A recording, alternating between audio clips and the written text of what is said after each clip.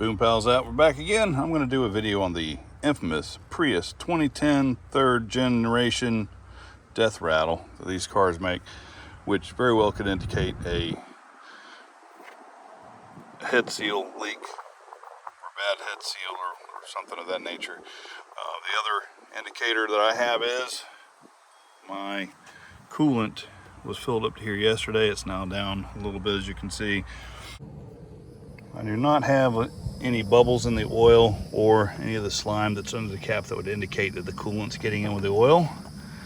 However, it does have an indication that had one of the cylinders wasn't firing, and it does have that vibration and rumble that people talk about all the time, which I'm about to show you if it'll do it.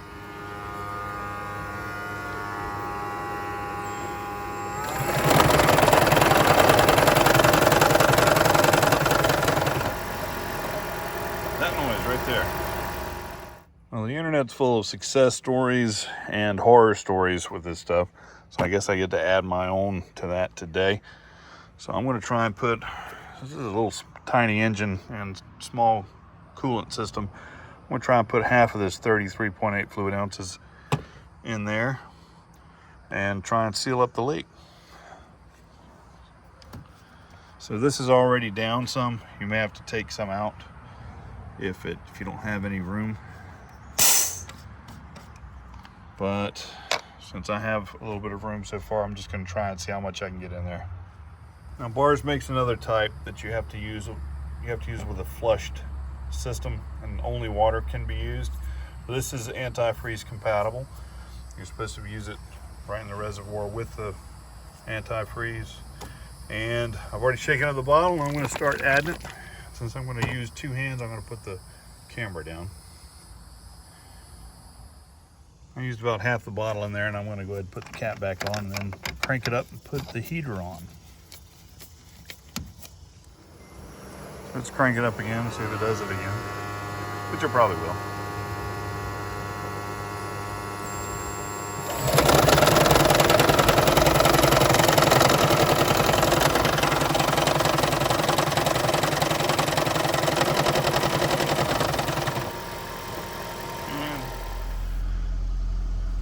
So I'm going to turn the heater on in here and turn it up as high as I can get it.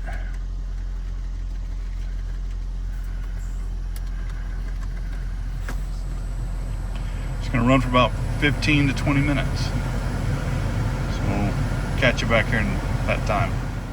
All right, little problem with this before it gets too dark to see is when I cranked it up, it shut down the engine as soon as the battery charged up enough to just sit there and run the heater. So I took it for a little drive. For about 20 minutes I took it driving around. I don't know if the air going through the radiator was too much to cool it down where it's not going to work properly or not, but I'm going to try and set it into a maintenance mode where it only runs the engine, and I'll do that in the morning. It's now in maintenance mode, and it's only running the gasoline part of this engine so it can heat up properly without it shutting down after it's charged the battery. So what I'm going to do is wait 20 minutes, and I'll go over the steps to put it in maintenance mode afterwards. It's like a code on a video game. You have to press, it's a cycle of pressing the brake pedal and the accelerator and the shift and the power button. It's quite bizarre, but I'll go over that later. It's been 30 minutes and I'm going to go ahead and shut it off and let it cool down. All right, I'm going to demonstrate on how to put this into maintenance mode. So the first thing you're going to do is you're going to hit the parking brake. With your foot off the brake pedal, you're going to do the power button twice. All right, and then the accelerator all the way to the floor twice.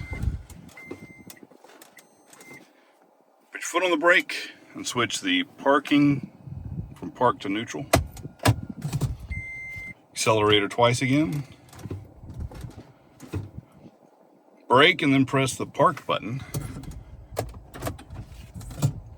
The accelerator twice again. Now we're going to check and make sure it says maintenance mode up here. I don't think you can see that there. Maintenance mode. Now, since it's in there, put your foot on the brake, press the power button. That starts up immediately. It's going to run in the gas mode of the engine, of the engines, only for as long as you need to do whatever you're going to need to do. You can't drive it like this. It could damage stuff, so make sure you don't do that. It's day 3, and I've seen some improvement. I'm hoping that it continues.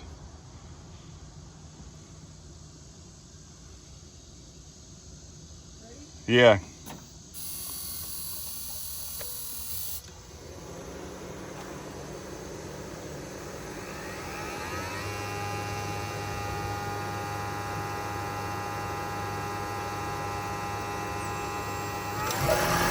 Whoa, that's much better. It's also improved on driving. It would also rumble when you come to a stop, and then you start to take off again, and the motor would kick in. It's not doing it. We'll keep you updated on this. This is still... There's a lot of things to consider whenever you choose to do this on an older car. But we'll keep you updated probably every couple thousand miles, start at 1,000. Boom Pals out. Like, subscribe, comment, and share.